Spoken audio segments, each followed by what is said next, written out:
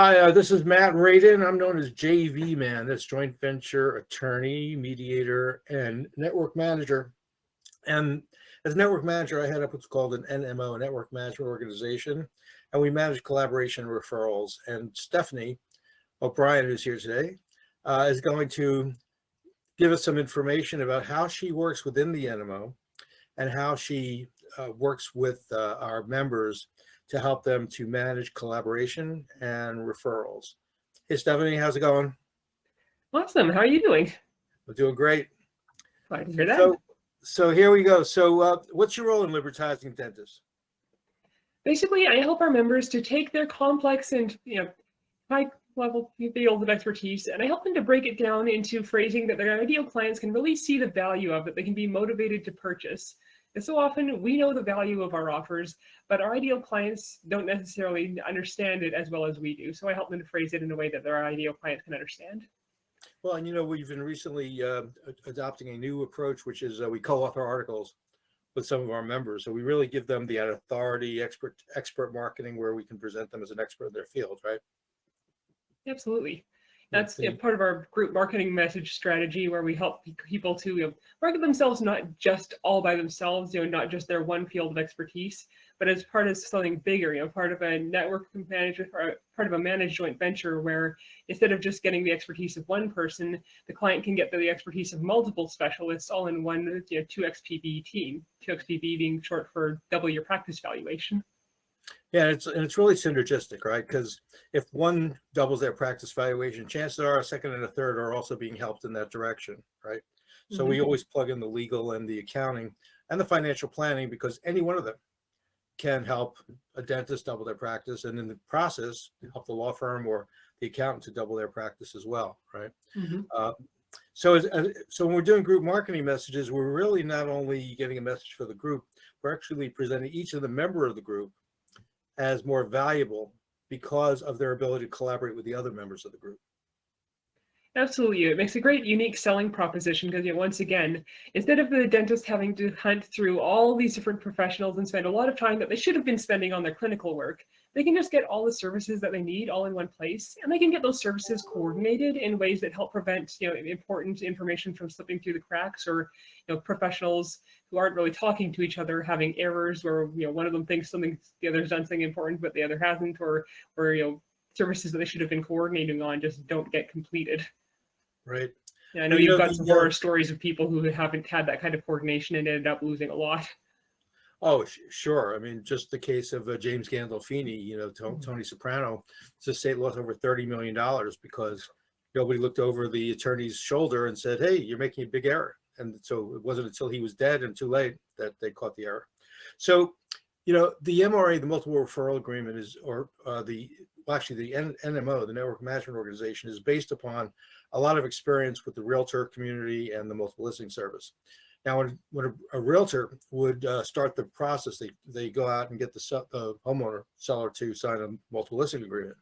Well, we have this multiple referral agreement, right, where you're sending it into the system.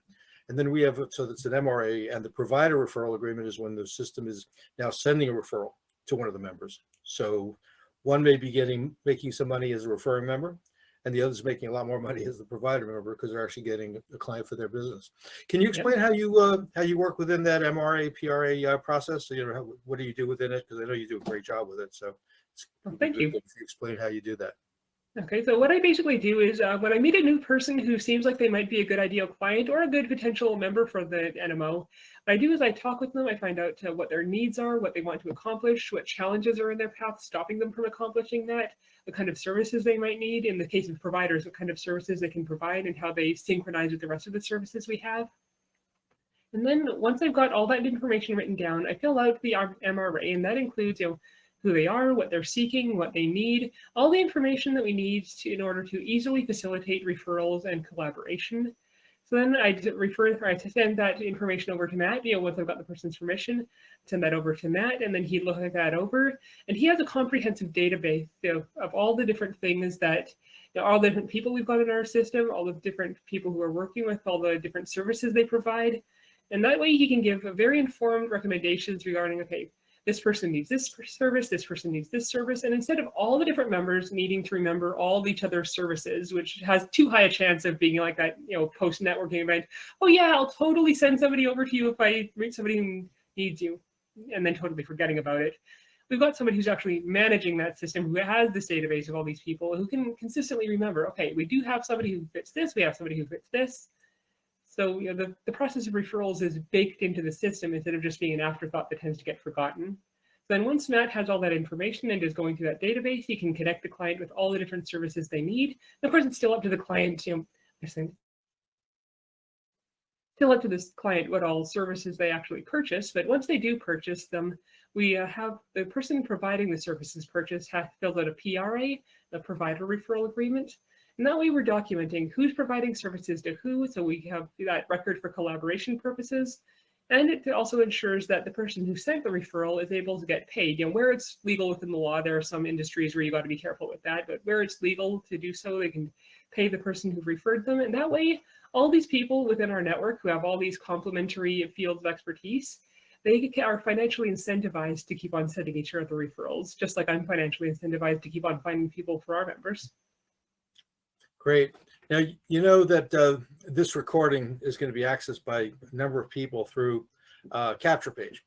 And the system that we're using, one of probably 10 different systems that we use and put together, which will ultimately be our own SaaS, software as a service, which means if we build up a recurring revenue of $1 million, that could be a $6 million company. If we do that 10, 20 times, everybody will do well. In fact, today I was just speaking with a group that has an attorney who has a subscription program, and he has no SaaS. So he's very interested in working with us, and he's got about close to $1 million a year of recurring revenue coming through. So there's a SaaS right there. Our technology and his subscription service, that's $1 million of revenue, which he never would have imagined being $6 million, but because of what we're doing with software as a service makes a difference. Now, part of our software as a service is actually the Capture Page that we're using. And the reason I bring that up is because you can't manage what you can't measure, and you can't really fully understand how people should be compensated without very careful tracking and a legally enforceable agreement to pay the commission. And the realtors have figured it out, and I'm an expert in the realtors, so that's how I built this, is because I want to make sure people get paid. And I want to make sure people can get referrals and get paid for those referrals. And they don't get paid for referrals, they get paid for managing the referrals. That means making sure we clearly understand who is the procuring cause of that transaction, who is the person who actually made that come about, who is the one who got a high level of customer satisfaction, which is why we're here today, because you consistently get a high level of customer satisfaction. So when somebody clicks on the Capture Page, you're going to want them to do something. There's a call to action, right? So can you describe a little bit about how the if somebody wants to work with us and somebody wants to work with you, obviously the Capture Page is going to have your name on it, right? It's going to be trackable to you. It's also going to be trackable to you in 3 tiers. So if you wanted to get $1,000 per person and you did it, 100, 10 times 10 is 100. That's $100,000 a year. You do it again, 10, each one had 10, that'd be $1 million a year. So it's not, people are confused. They sometimes think it's like somehow multi-level marketing. It's actually the opposite. It's corporate America, right? You have the top, you have the worker bees, and you have middle management. It's the government. You have federal, state, and local government. The 3-tier structure is critical because what it does is enables us to compensate people who have a role to play in the company, even though their role might not be direct. So you understand that you're sometimes working for other people and you're going to get paid on what they do, but it may not be a direct relationship. There may be a different referring member, for example. So what would you want somebody to do when they hear this video, they watch this video, and what would Stephanie like them to do? Just give them instructions of what you'd have them do. Okay, so if they want to set up a preliminary call with me, they can message me or they can email me at stephanie@libertyneverstartagain.com to set up a call. And our next steps would generally be for me to have a call with them, get an idea of what they need, what needs to happen in order for them to accomplish that, what their goals are, what challenges they're running into. And then, as discussed earlier, I'd fill out an MRA, and that way I can convey to Matt all the information he needs. And then Matt and I would work together to help them to they'll create a plan to collaborate with us to double their practice valuation, or even more than double their practice valuation. Our baseline goal is to get people at least $10,000 through our work together, but we're very happy to keep on working with people long after that, because at that point we've built a relationship, we've got these offers that we're offering jointly, we've got that foundation built, and we're happy to build on it. Great. And even though we've been focusing on dentists, because my technology that I developed for collaboration was used by one of the largest specialty insurers of dentists in America, owned by a large dental association with 28,000 dental members. So we decided to focus on dentists for the reasons that we have a lot of expertise in that area. But there's no shortage of accountants, lawyers, financial planners, all of whom are targeting the dentist as their ideal client. So we want them even more than the dentist, because one of those people may have 100 dentists or 200 dentists. So when you are speaking with, let's say, I was just speaking with somebody who's a CFO, as like 50 of him, like himself.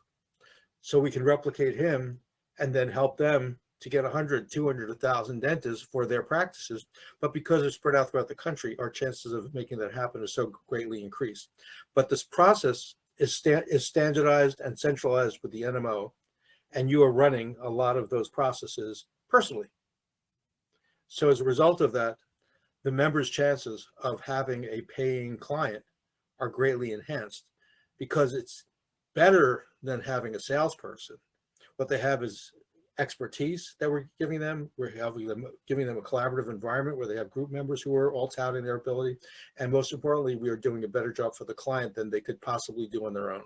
So we're giving them something very important for them to tack on to their marketing. And long-term, we will be much more than their marketing, because we'll be a collaborative partner, and collaboration referral management is what we're speaking about. So I think we're done. And do you have anything else that you want to say in terms of parting words? I just wanted to say, this is a great way to get an awesome, unique selling proposition. How many people can actually offer what we just described here? The way to get more bang for your buck out of your networking efforts, because you're not just finding money out with a few people who say they'll send you clients but don't. You've got people who are actually part of an ongoing relationship, who are actively incentivized to keep on sending you clients, and to have a structure with which to send you clients, and for whom, in our, like I said before, with our group networking or our group marketing message, referrals aren't just an afterthought here. They're baked into the fabric of our whole marketing system. This is a great way to just get a great USP and get more bang for your networking efforts. Great. Well, thanks so much. And let's just help people. That's what we do. Awesome. We do a good job. Absolutely. Okay.